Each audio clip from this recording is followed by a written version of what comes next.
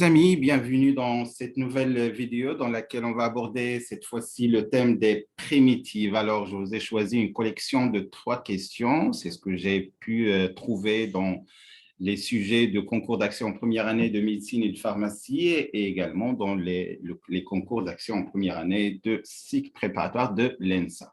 Alors, je vais encore une fois vous rappeler que vous pouvez arrêter la vidéo une fois pour faire le tour des questions. Pour ma part, je vais enchaîner directement sur la résolution et il y a des remarques, s'il y a des astuces ou bien des techniques, des stratégies, des démarches qui vont nous permettre d'avoir la réponse correcte dans un temps petit, ce serait vraiment très bénéfique au niveau de la précision et l'exactitude. Je tiens également à souligner que l'expression langue française, ça va vous permettre d'assurer et d'augmenter vos chances lors d'un entretien oral pour convaincre les examinateurs de votre potentiel. Alors, on va commencer pour la première question.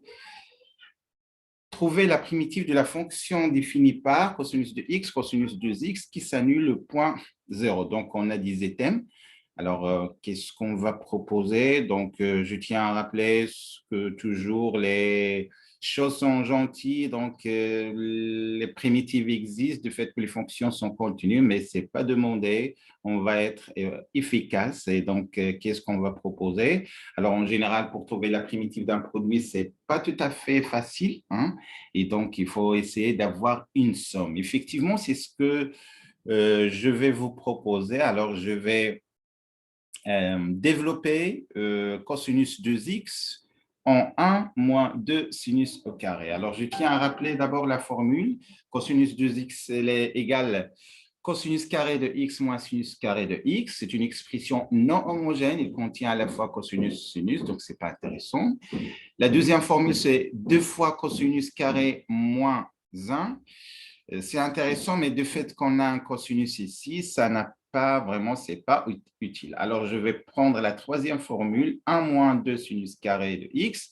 Oui, c'est la partie, la formule convenable puisqu'on a cosinus. Donc, si on a sinus, on cherche le cosinus. Si on a cosinus, on cherche le sinus parce que tout simplement, la dérivée de sinus, c'est cosinus. Et donc, il faut jouer sur cette alternative.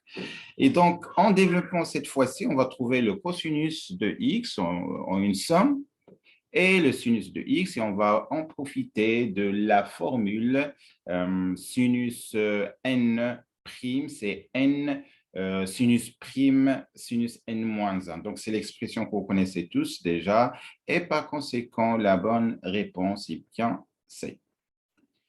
Pour la deuxième question, trouver la primitive de la fonction définie par, alors il n'y a pas beaucoup de méthodes, c'est-à-dire je ne vais pas, par exemple, penser à dériver ceci, ça va prendre tout un temps, ce qui n'est pas pratique, pas du tout. Alors, qu'est-ce qu'on va faire? Regardez, je vous ai déjà signalé un jour que travailler avec des fractions, c'est-à-dire un polynôme sur une partie, que ce soit au dénominateur ou bien au dénominateur particulièrement, mieux de l'écrire sous la forme x à la puissance moins 3. Regardez, c'est ça l'astuce. Donc, c'est d'écrire x à la puissance 3, x moins 3.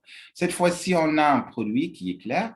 Et n'oubliez pas la fameuse règle LPES. Je ne sais pas si vous avez déjà entendu par cette formule. Vous pouvez en tout cas chercher. Hein. LPES, ça veut dire dans un sens de droite à gauche. Ça veut dire il faut donner la priorité à comment choisir la fonction qu'on va dériver. Et donc, ici, on a un produit, donc il faut penser par les polynômes. Effectivement, c'est ce qu'on a fait. On a pris la primitive de la fonction polynomiale. Et donc, l'intégration par partie permet de conclure. Et bien évidemment, il y a toujours cette constante. On va la remplacer habituellement pour trouver sa valeur. Et donc, la bonne réponse est bien D. Je rappelle encore une fois que pour appliquer le théorème en fait, la formule d'intégration par partie, on devrait avoir bien évidemment des conditions qui portent sur les fonctions qui figurent dans l'expression multiplicative dans un concours écrit comme celui-là, alors ce n'est pas nécessaire, mais dans un examen oral, il faut bien parler, il faut bien donner des justifications. Question suivante, l'intégrale ou bien la primitive, puisqu'il n'y a pas de borne, de sinus de ln de x. Est-ce que c'est le A, le B et le C? Vous pouvez arrêter la vidéo pour voir, pour faire une esquisse. Alors, pour ma part, regardez qu'est-ce que je veux faire. La question est un peu délicate parce qu'on va utiliser l'intégration par partie deux fois. On va utiliser l'intégration par partie deux fois. Vous allez me demander, mais comment on va conjecturer, comment on va s'assurer qu'il faut utiliser la… Donc, à force de travailler des exercices similaires, vous allez s'apercevoir que pour trouver la bonne formule, il faut passer deux fois pour pouvoir trouver la dérivée. Donc, je pense que ce n'est pas clair, mais quand même, passons à l'action.